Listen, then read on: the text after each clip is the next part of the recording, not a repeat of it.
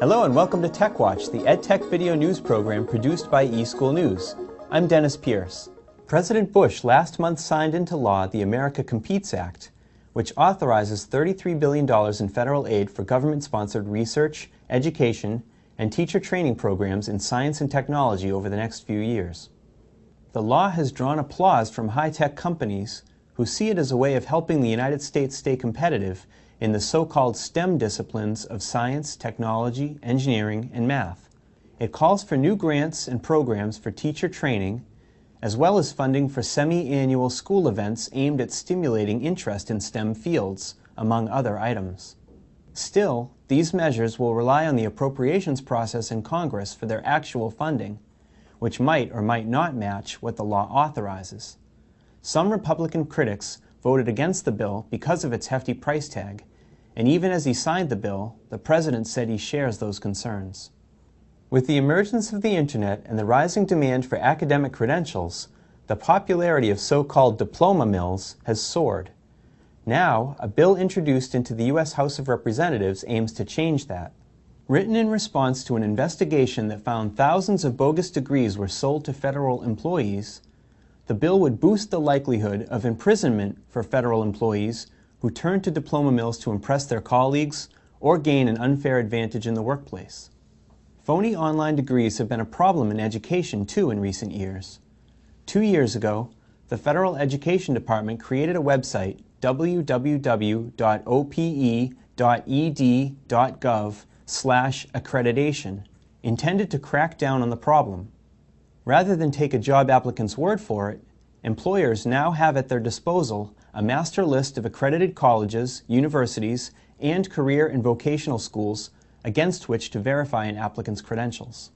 The Federal Communications Commission and a coalition of high-tech companies led by Google and Microsoft have vowed to seek a way around interference and other technical issues that scuttled the coalition's first try at developing technology that can deliver broadband over TV white spaces. The industry coalition says it will return to the drawing board to develop devices that can pass the FCC's tests, after the agency acknowledged the coalition's first effort might have been premature. The devices are aimed at using vacant TV frequencies and are likely to be particularly useful in delivering inexpensive wireless broadband connections to residents and schools in rural areas. As an internet encyclopedia that anyone can edit, Wikipedia encourages participants to adopt online usernames, but it also lets contributors be identified simply by their computer's numeric internet address. This relative anonymity brings a lack of accountability to Wikipedia that is troubling to many educators. Now, a new online tool called Wikiscanner aims to reveal which organizations have made edits to which postings.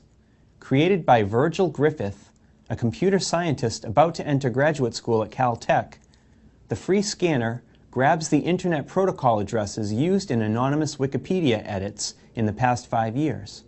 By combining these data with public information about which IP addresses belong to whom, the scanner reveals Wikipedia changes made from computers assigned to numerous organizations, Griffith says. But while the new scanning tool adds a layer of accountability to Wikipedia, many educators say students and other users of the online encyclopedia still should check the information they find there against other sources. 2 years after announcing a somewhat vague software distribution partnership, Google and some microsystems have clarified their tactics for jointly attacking Microsoft and its ubiquitous Office software. Last month, Google began including Sun's Star Office suite of word processing, spreadsheet, and other productivity software for free as part of its Google Pack download. The download package is part of Google's efforts to expand beyond web search and control more of users' desktop experience both on and offline. The free software package already includes Firefox, the #2 web browser behind Microsoft's Internet Explorer, and Real Player, a key rival to Microsoft's own media player. Star Office is Sun's commercial version of the freely distributed OpenOffice suite, which also was developed by Sun and has been downloaded about 100 million times. Star Office typically costs $70 to download, but is being distributed by Google for free. It has more features than OpenOffice and typically includes technical support from Sun, though the free Google version won't include this support. eSN TV, your #1 source for video news and information from North America's leading EdTech publications, from the world's foremost EdTech website, the eSchoolnews Network, America's EdTech authority. Watch eSN TV. Encounter the field's most fascinating personalities, the innovators who are turning the old school into the e-school. Watch eSN TV. Meet notable educators, advocates, and leaders. Watch eSN TV.